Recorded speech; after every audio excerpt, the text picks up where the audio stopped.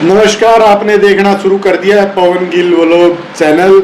और आज आपको हम यह बताने की कोशिश करेंगे कि क्यों कांग्रेस जीते हुए चुनाव को हार गई और भूपेंद्र सिंह हुड्डा के जो सपने थे कि वो मुख्यमंत्री हरियाणा के बनेंगे। 7 तारीख को सोते हैं भूपेंद्र सिंह हुड्डा ये सोचकर कि कल वो सीएम बन जाएंगे, हरियाणा के राजा बन जाएंगे। तो जब नतीजे आते हैं तो कहीं ना कहीं जो टोटली उनके सपने थे और कांग्रेस के सपने थे और लोगों के सपने थे वो चकनाचूर मिलते हैं। तो आपको सबसे पहले हम इसमें कमी बताएंगे। जो सपने ले रहा था सबसे ज़्यादा भूपेंद्र सिंह हुड्डा, सबसे ज़्यादा जो टिकटार्थी थे कांग्रेस के, इन सब लोगों की यह जो सबसे ज़्यादा कमी रही, क्योंकि जातीय समीकरण, जातीय मतभेद है जो इन्होंने फैलाने का काम किया। कुमारी शैलजा को हल्के में लिया और अपने आप को सीएम का दर्जा। शैलजा को हटाने के लिए अशोक तंवर की एन मौके पर एंट्री कराना सबसे घातक है जो कांग्रेस के लिए रहा। आपको मैं बता दूं, जो उम्मीदवार थे, उम्मीदवारों से जो हवा एक लोगों ने, आम जनता ने, हरियाणा की ने दी थी कांग्रेस को, वो हवा है उसको संभाल नहीं पाए कांग्रेसी उम्मीदवार।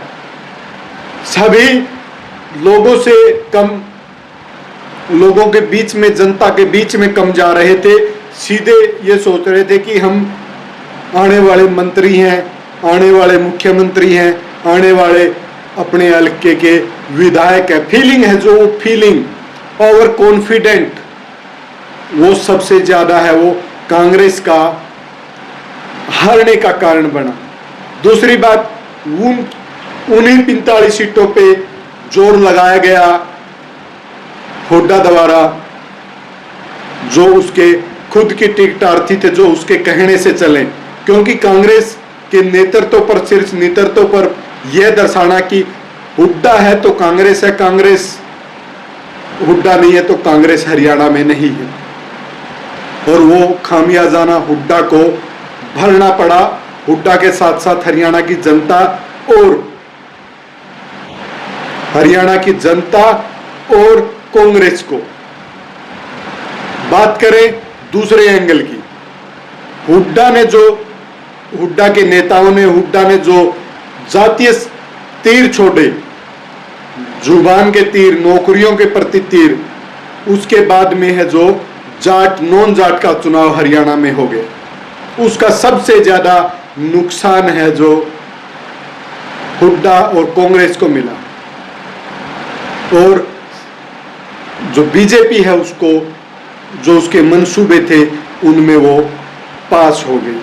आज हुड्डा रुक के मार रहे हैं कि ईवीएम में गड़बड़ थी, ईवीएम में गड़बड़ थी। ईवीएम में गड़बड़ नहीं, हुड्डा के मंसूबों में, हुड्डा की राजनीति में, हुड्डा खुद में, और हुड्डा द्वारा जितने उम्मीदवार थे मैदान में उतारे गए थे कांग्रेस के, सभी के मन की मशीन में है जो खराबी थी।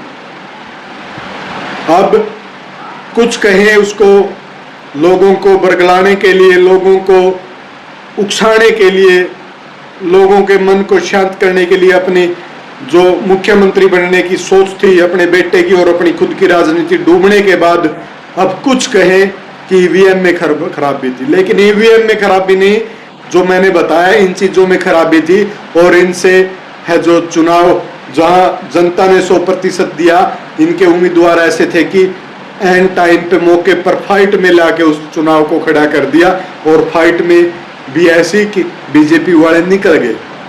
बीजेपी की राजनीति, हुड्डा के फर्जी ढोकसले जो थे उन पर बहुत ज्यादा भारी पड़ी, और अपने आप को हुड्डा का जाट नेता दर्शाना सबसे ज्यादा भारी पड़ा।